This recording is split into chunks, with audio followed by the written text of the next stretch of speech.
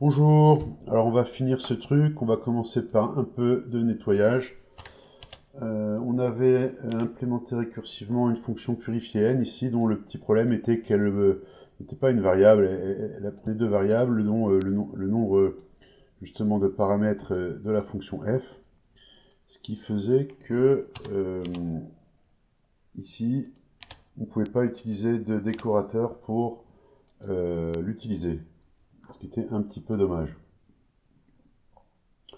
Donc un décorateur, c'est quoi? C'est une fonction qui retourne une fonction. Un décorateur à paramètres, c'est une fonction qui retourne une fonction qui retourne une fonction. Autrement dit, pour pouvoir utiliser ça sous la forme de décorateur, il faut eh bien, rendre cette fonction de deux variables à une seule variable. C'est ce qu'on fait depuis le début. Donc on va même la décorer en fait à l'aide de Curifier2.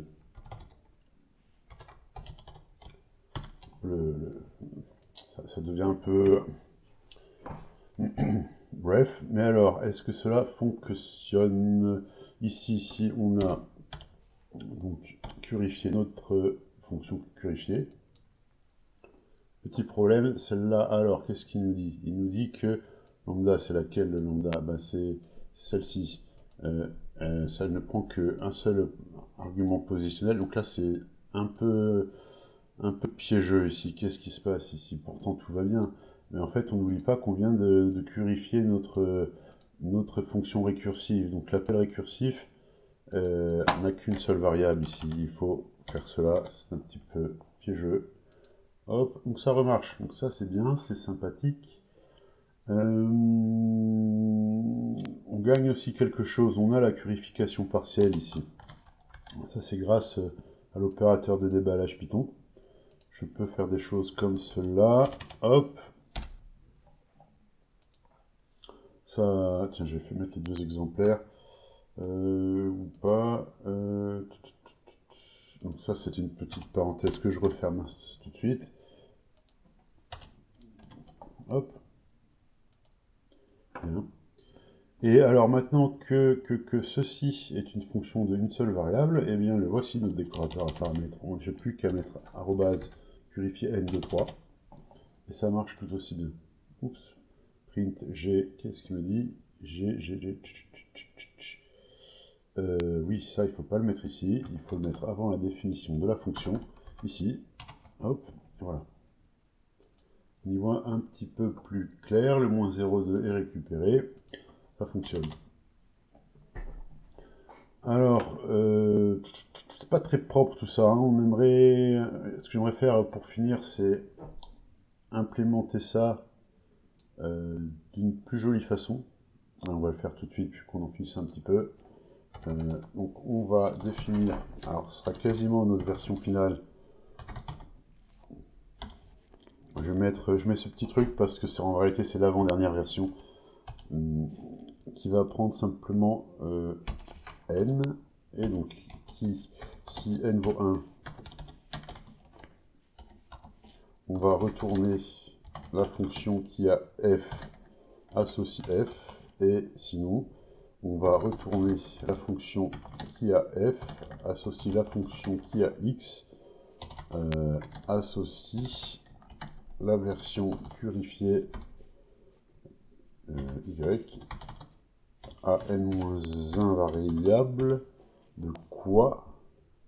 De, eh bien comme tout à l'heure, le reste des arguments y, z, t, etc. Alors, hop, lambda qui associe f de x, le reste des arguments. Est-ce que, hop, voilà. Alors, attendez, ouais, ok. Est-ce que c'est du code valide? Oui. Et on va tester ça. Comment on va tester ça?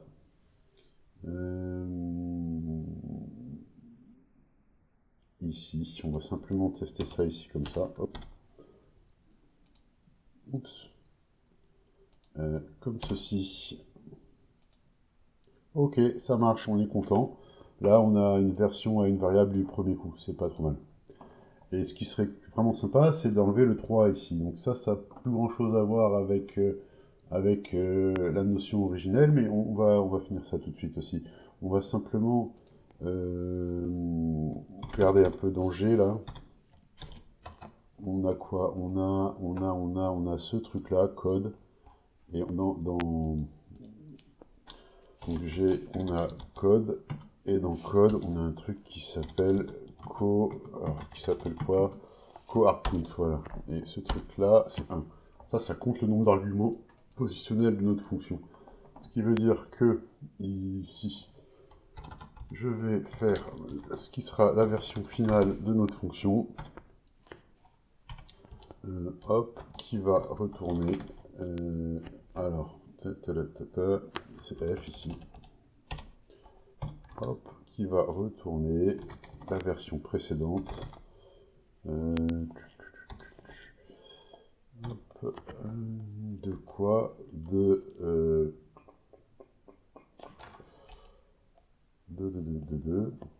ah. Ok, de ce qu'on vient de dire, f code, le truc là, arc count, hop, de f. Ah, il y a une petite idée qui me vient en écrivant ce truc là, on pourrait faire une ultime version. C'est bizarre, hein, on ne se sert pas de f ici, il y en a f à la toute fin et f à la toute fin des appels. Est-ce que ça marche? Ok, et ici, si je fais, qu'est-ce que je dois faire ici? Simplement comme cela. Hop, est-ce que ça marche? Ça marche pas. Parce que je me suis trompé ici. Refaisons. J'ai, hop.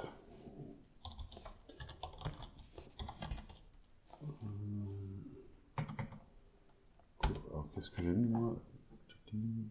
Ah, j'ai mis 2 tirets ici. Ok, c'est parti.